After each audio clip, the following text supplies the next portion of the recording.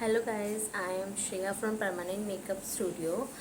और मैं आपको आज माइक्रो ब्लेडिंग से रिलेटेड कुछ इन्फॉर्मेशन दूंगी एंड इसमें आपको बताया जाएगा कि आपके इसमें बिफोर एंड आफ्टर केयर क्या होती है, ड्यूरिंग हीलिंग प्रोसेस आपका क्या रहता है।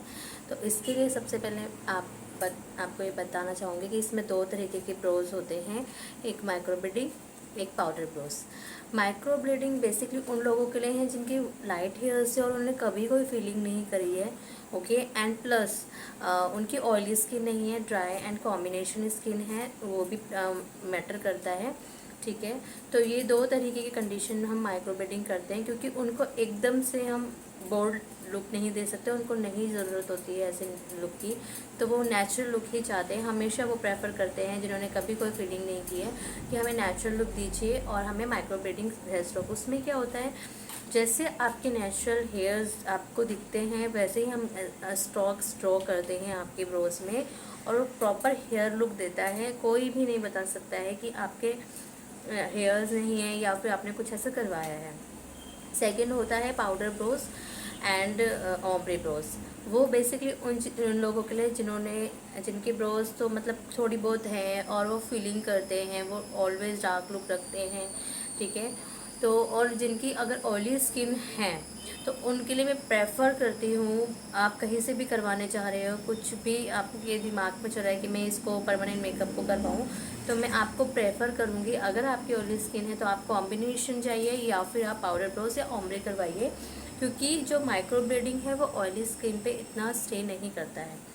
तो इसमें ये दो कंडीशंस रहती हैं, और इसमें आपको करवाने के बाद आपके कुछ आफ्टर केयर्स होती हैं, ठीक है। जैसे आप जिम नहीं जा सकते हो, ओके, जिम जा रहे हो, अगर किसी आपको स्वेटिंग नहीं होती है तो बेसिकली हमारा मोटो है कि आप स्वेटिंग से बचें, क्योंकि वो कलर जो हमने आपके अंदर सर्ट किया है उसको सेटल होने में थोड़ा टाइम लगता है। आपका हीलिंग प्रोसेस के टाइम पे आप पानी नहीं लगा सकते अपने ब्रोज पे, ठीक है। तो 7 to 10 डेज़ बोल के चलते हैं, और इसमें आपको पानी नहीं लगाना।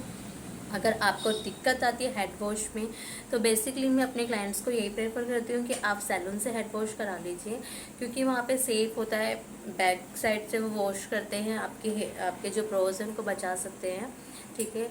अदरवाइज़ जो नहीं सैलून जा सकता है, नहीं दूर है या फिर कहीं जा रहा है, वहाँ पे नियर बाय सैलून्स नहीं है, तो आप टैपिंग कर लो। टैप में भी तरीका होता है कि जहाँ पे आपका हमने ब्रोज में काम किया हुआ है, आईब्रोज के साइड में आप हल्का सा वैसे लगा लो दोनों तरफ और टेपिंग कर लो, ताकि जो ऐसे चिपकने से निकलते वक्त आपका ब्रोज नहीं खींचे, क्योंकि वो थोड़ा सा आपका पैची सा रहता है, वो निकलती है आपकी पील ऑफ होती है उस टाइम पे। तो ये थोड़ा सा आपको ध्यान रखना है, ठीक है। और आपका जो 7 to 10 डेज़ का टाइम है वो मैं आपको पहले ही बता देती हूँ कि आपका जो आईब्रोज है वो पील ऑफ होता है। जो कलर हमने इंसर्ट किया है वो जितना रहना होता है उतना रहता है, बाकी लाइट हो जाता है। तो कई लोगों की क्या, ऑलमोस्ट सभी लोगों की मेरे पास यही इंक्वायरी आती है जब वो करा के चले जाते हैं कि हमने जो करवाया था वो तो वैसा है नहीं, बिल्कुल लाइट हो गया, हमें इतना लाइट नहीं चाहिए। और दूसरी बात मैं आपको बताना चाहती हूँ, जो मेरे साथ होता है, जब हम काम करते हैं तो तब वो कहते हैं कि हमें ना इतना डार्क मत दो, हमें लाइट चाहिए। और मैं उनको यही बोलती हूँ कि अगर आप लाइट ले लोगे तो जब आपका पील ऑफ टाइम हो जाएगा, आपका हीलिंग प्रोसेस कंप्लीट हो जाएगा, तो ये और लाइट हो जाएगा, ठीक है। तो मेरे क्लाइंट्स को जिनका भी मैंने काम किया उनको सबको ये पता है, तो वो सेकेंड जब सेशन लेते हैं वो ऑलवेज डार्क करवा के जाते हैं, तो उस टाइम भी वो मान जाते हैं। कईयों को होता है कि मतलब मुझे पार्टी अटेंड करनी है या कोई प्रॉब्लम, तो मैं उनको सेकंड सेशन में कवर अप कर लेती हूँ, इसीलिए सेकंड सेशन की रिक्वायरमेंट होती है।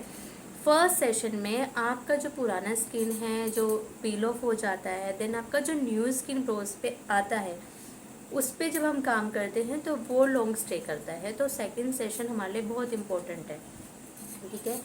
और दूसरी बात ये है कि जब आपको लगता है कि हमारा लाइट हो रहा है तो आपको बिल्कुल घबराने की ज़रूरत नहीं होती उसमें, ठीक है।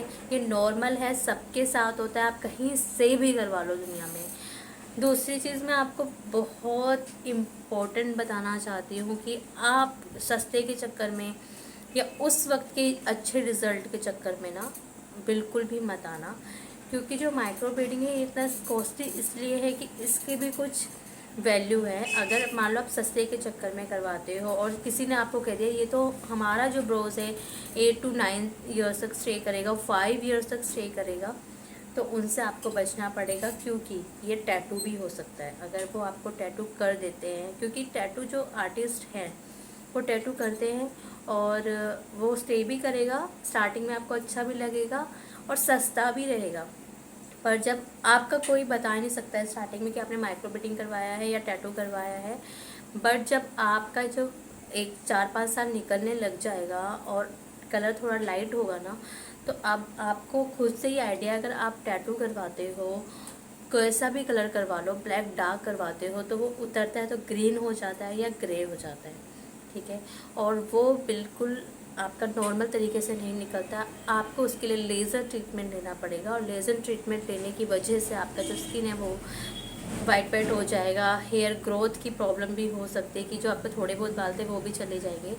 तो ये आपको पहले चेक करना पड़ेगा कि आप टैटू करवा रहे हो या लिटरली माइक्रो ब्लीडिंग करवा रहे हो या पाउडर ब्रोस करवा रहे हो। आपको पहले से इंक्वायरी करना पड़ेगा, क्योंकि जो हम टैटू में जो डेप्थ चाहते हैं हम वो डेप्थ नहीं चाहते, हम ऊपर स्किन में काम करते हैं। 1.5 से 2 साल तक ये स्टे करता है, इसी की स्किन के डिपेंड करता है। स्किन पे भी अगर आपका 2.5 से 3 साल भी चल सकता है, बट नहीं करता है इतना स्टे। 2 साल तक 2.5 साल तक आपका ये माइक्रो ब्लीडिंग चलेगा, ठीक है। उसके बाद आपको टचअप लेना होता है। टचअप लेने के बाद दोबारा आपकी ब्रोज वैसे हो जाती है। और इसका प्लस पॉइंट ये है कि अगर आप मान लो आपका जो 1.5 से 2 साल के बाद आईब्रो लाइट होगा, तो वो आपका बिल्कुल ऐसे ग्रीन और ग्रे नहीं होगा, नॉर्मली लाइट होगा। कलर अगर थोड़ा बहुत है तो वो ब्लैक ही रहेगा और आपका कुछ भी ऐसे दिक्कत नहीं होगा कि ये ऐसे कलर चेंज हो रहा है या कुछ, ठीक है। तो ये आपको बेसिकली ध्यान रखना है। आप रुक के बेशक से माइक्रो ब्लीडिंग या जो भी करवा रहे हो पाउडर ब्रोस रुक के करवा लो, थोड़ा पैसे जोड़ के करवा लो, बट टैटू मत करवाना, ठीक है।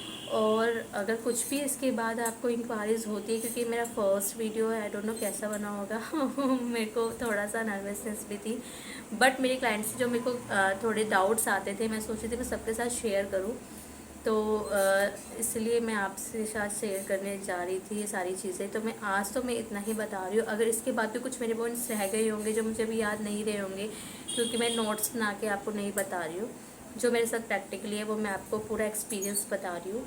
और सेकंड सेशन में मैं आपको लिप्स का बताऊँगी। सेकंड जब भी मैं वीडियो बनाऊँगी आपको लिप्स के रिगार्डिंग सारी इन्फॉर्मेशन दूँगी, लिप ब्लश, लिप न्यूट्रलाइज़र।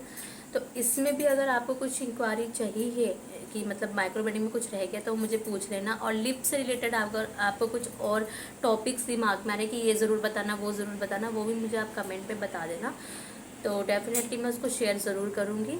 और thank you so much and support me. Literally this is my first video, I am so nervous, so I need your support. Thank you so much.